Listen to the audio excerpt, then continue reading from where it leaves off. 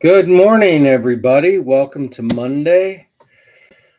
Whew, it's been a busy morning already. So I'm in the 9 o'clock hour. Anyway, thank you to everybody that helped yesterday. Um, and my first August ice cream social at St. John's Asheboro.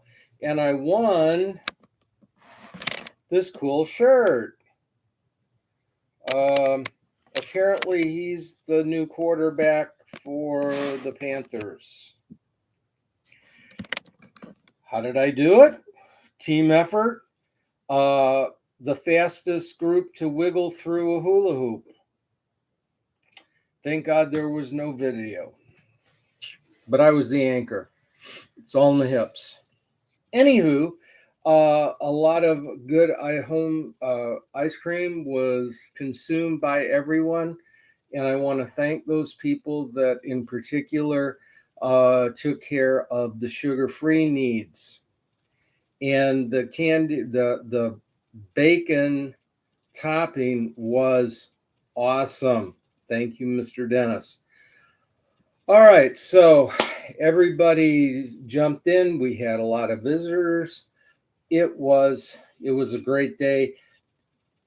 Probably a little warmer than we would have liked, but it did not rain. Now, for those of you that watched the video yesterday, the explanation is I started to sneeze, I inhaled, and I got a mouthful of wine, and then I coughed.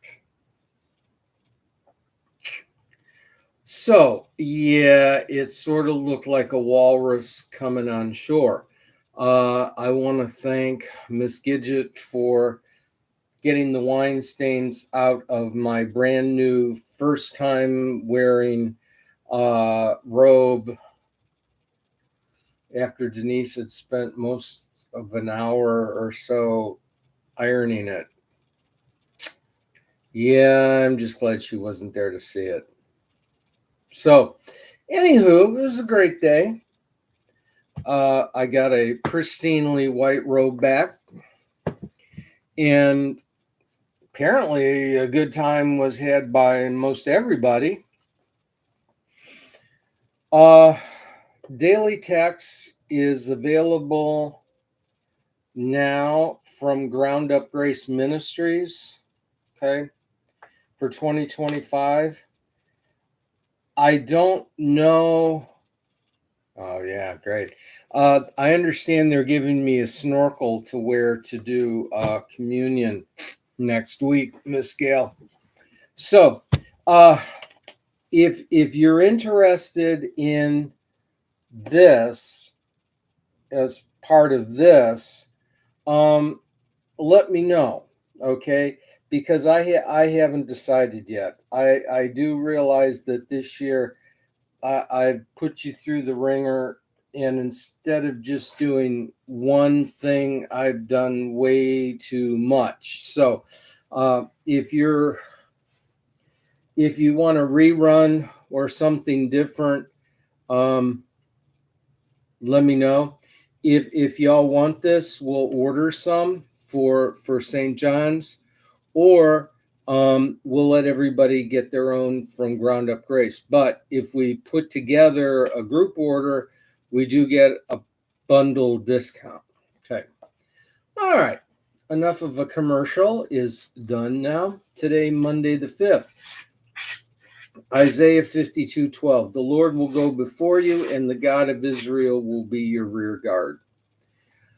Isaiah is called the gospel, or the gospel of the Old Testament.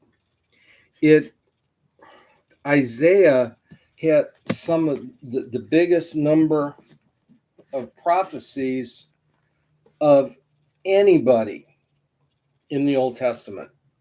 And probably the most, I don't want to say accurate because they're all accurate, but the most amazingly detailed prophecies about the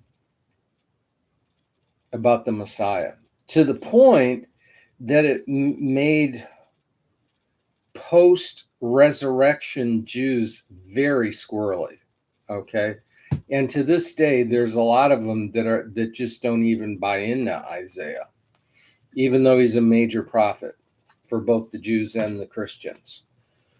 All right, so this text from Isaiah 52 is basically talking about post-captivity restoration.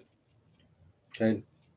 That the promise of God is to come back and lead his people. Mark 2:14. As Jesus was walking along, he saw Levi, son of Alphaeus, sitting at the tax collection station, and he said to him, "Follow me," and he got up and followed him. This is, the call of Matthew. This is one of the amazing things about following Jesus. It's the reaction is immediate and it's in total. There's no, well, I'm going to follow Jesus as soon as I get my chores done, or, I'm going to follow Jesus as soon as this, that, and the other thing. That's just not how that works. Okay. If you look back on the calling of the disciples, they all stopped what they were doing immediately, and they immediately followed him. Okay, totally. Okay, so that's prayer. Yeah, prayer. Whoop, we got a mommy home. Okay, so I don't have to take him. No. Okay. We're getting our schedules coordinated. Let's pray. Loving Father, how many seemingly insignificant moments and decisions have been doorways to unexpected treasures.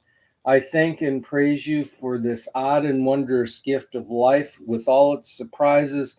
It's so beyond what I could have asked or thought on my own. Amazing. Amen. Yeah. Okay. Honestly, when I joined the NALC, I thought if I could just do fill-in work, that would be great. I never in my wildest dreams thought I would be sent to Kansas. And it was cool. It was a time to heal and transform, transcend, get beyond what had gone on that led me to join the NALC. That's pretty incredible. The people were very kind, and I helped them. They helped me, but it was time to go. And then it was like, okay, now it's time to go. And if I could just do, fill in work. I was trained as an intentional interim. If I can do that, that'd be great too, And I'm sent to Christiana, and I'm more blessed by having served there than they are for having me. They became my adopted home congregation, and they always will be. It was just an incredible year and a half. All right, and I got adopted, and I got welcomed in, and I fit in that community for the time that I was there. It was awesome. Then I thought, okay, it's time to take a break, get ready for slowing down. I'm going to be a little older. It's time to retire. And then it was like, there's so many vacant churches out there, but I'm tired of moving. Let's just see what's what. And um, they can always say no. Well, you're welcome, Lori. Uh, lo and behold, I interview with St. John's Asheboro, and yeah, ta-da! Here I am, and I'm having a ball so far, and I'm pretty sure I'm going to stay having a ball. I mean, St. John's is like the church that I've served closest to having my personality. That should scare you. Okay. Kind of fun. All right. And the fact that y'all found humor in the fact that I nearly drowned in the chalice yesterday by accident, of course. That and the fact that you didn't even bat an eye when I said I'm going to wear a snorkel to consecrate the elements next Sunday. I mean, a lot of people would be offended. Well, that's sacrilegious. You shouldn't be doing that. And I got news for you. All the congregations that I served in the denomination that shall not be named, but is headquartered in St. Louis, would have reported me to the leadership if I even said something like that. That's what's so amazing about being in the NALC. It's totally me. All right. God bless them. They're as squirrely as I am. All right. Where are we? C.S. Lewis. All right. So today is probably one of the most important of his articles about grieving because it fits with the human condition so accurately. And after what I call Lewisisms, which are very complicated vocabulary because he's from England and an elitist, an elite educated person, his vocabulary is so superior that it leaves you going, is that English? I get it. That's why I try to translate it into us common folk tongue. Because I got news for you. I have to sit there sometimes and go, what the heck is he talking about? All right. Would I wish her back? Lewis grieving the death of his wife, Joy. What sort of lover am I to think so much about my affliction and so much less about hers? Even the insane call, come back, is all for my own sake. I never even raised the question whether such a return, if it were possible, would be good for her. I want her back as an ingredient in the restoration of my past. Could I have wished her anything worse? Having once got through death, to come back and then at some later date have all her dying to do over again. They call Stephen the first martyr. Hadn't Lazarus the rawer deal? Okay, so this is the part about grieving that's hard, because we miss the presence of our loved one to the point that we fantasize about them not coming back, but recovering, or at least not dying. The problem is that they would come back in the condition in which they left. And if you truly love that person, you're not going to want that for them. All right. The one grief statement that, while it's trite in the moment, is true, is they are in a better place. If they are a believer, they're in a much better place. Okay. They're removed from death, decay, sorrow, and negativity. All right. They're in the presence of God. That much we do know. Now, what that looks like, how that presents itself, we don't know. Okay. We just know that some of the glimpses we've had through a convoluted veil is unknowable this side of heaven. So when people go, well, Pastor Keith, what's this, what's that, and that's why I say, I don't know. I haven't died. I haven't come back to, I don't know definitively what that is. And it would be misleading of me and false to try and explain it to you. I can't. All right, because I haven't been there yet. And when I get there, I'm not going to be able to come back to tell you for sure. You're going to have to get there yourself. One of us is going to catch up to the other one, and we're going to look at each other and go, this is bigger than what we expected. Thank you, Mama. You didn't have to. And I was very blessed to be a Christiana. Okay, so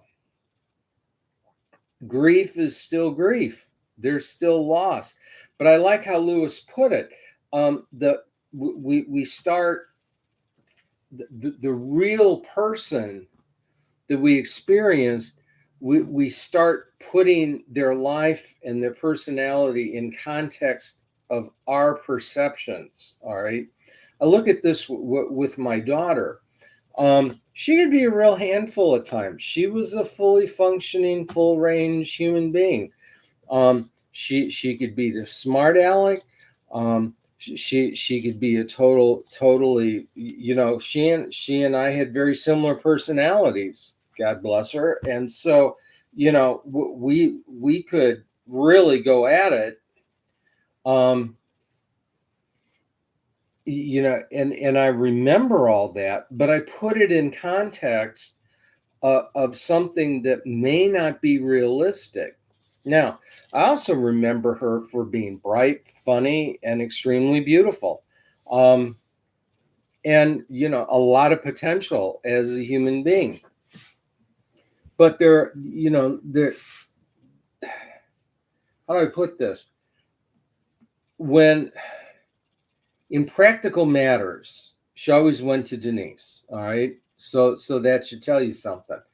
In relational issues, she came to me, which is kind of backwards for most people. But considering I'm a pastor and Denise should have been an accountant, I get it, and Jana was smart enough to do that. However, part of me realizes that the Jana that I remember is not necessarily the Jana who was. Okay. And I impose a future that she was not able to experience based on my limited knowledge of her father, because obviously the Jana that was out in the world and served in the Air Force is not somebody I knew as well as Jana the toddler. Okay. So we have to understand that the person that we are grieving is only one facet of that particular person. All right. Okay. C.S. Lewis, Aslan, readings for the year. Dr. Cornelius's True Identity from Prince Caspian. But doctor, said Caspian, why do you say my race? After all, I suppose you're a Telmarine too. Am I? Said the doctor. Well, you're a man, am I? Or you're a man anyway, said Caspian. Am I? Repeated the doctor in a deeper voice, at the same moment throwing back his hood so that Caspian could see his face clearly in the moonlight. All at once, Caspian realized the truth and felt that he ought to have realized it long before. Dr. Cornelius was so small and so fat and had such a long beard. Two thoughts came into his head at the same moment. One was a thought of terror. He's not a real man, not a man at all. He's a dwarf, and he's brought me up here to kill me. The other was sheer delight. There are real dwarfs still, and I've seen one at last. So you've guessed it in the end, said Dr. Cornelius, or guessed it nearly right. I'm not a pure dwarf. I have human blood in me, too. Many dwarves escaped in the great battles and lived on, shaving their beards and wearing high-heeled shoes and pretending to be men. They have mixed with your Telmarines. I am one of those, only a half-dwarf.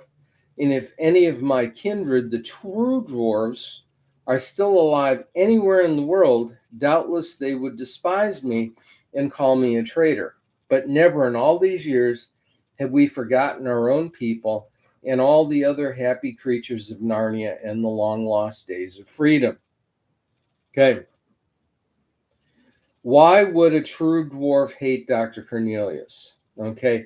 Half breeds historically are notoriously hated by both cultures from which they have their heritage.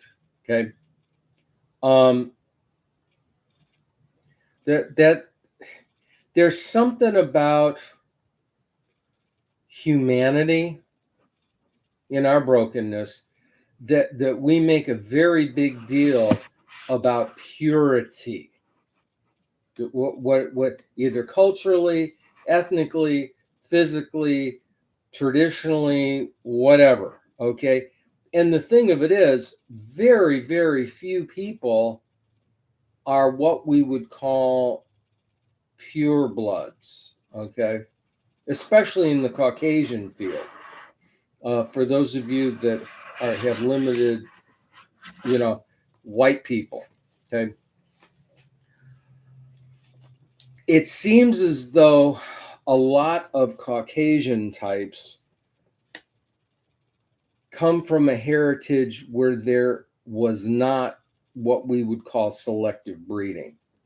However, you go back far enough, every race and culture experienced that in some way, shape, or form. Okay. And even though if you go to ancestry.com, the entirety, and I literally mean the entirety of my ancestral heritage comes from about 50 square kilometers on the German-Polish border in Europe, centered in the town of Lessing. Oh, gee, I wonder if that's where we got our last name from. What do you think? Okay. The problem is that was a darn wasteland for 2 world wars. So there's no possible way that I'm going to get any records of anything. Okay. Now, I was told by a retired Georgetown University historian out of his own book that I was a product of the Prussian king's selective breeding process for his cavalry officers. The only discernible physical trait difference was he allowed for blue eyes or brown. Okay. Everything about my physical structure is the emperor's ideal. So I guess he liked him kind of chubby, but long legs, or long legs for their reality. I just fit the physical type, because in this guy's book, which I can't remember his name or the title of, sorry, it's a word for word description. And my dad's mother comes from that lineage. All right. She was pure Prussian, German. Okay. And her father or grandfather, I think, was an immigrant from the family of a Prussian cavalry officer. All right. So, but what am I getting at? None of us is what we would call racially pure. But we have this problem initially with what we call biracial, triracial breeding, or marriages or offspring or whatever. Down south, it was called mulattoes. All right. Uh, Half black, half white, or a percentage thereof. In light of the feelings of the true dwarves, is it surprising that Dr. Cornelius still longs for the restoration of old things? Well, of course, Dr. Cornelius wants the old things, all right?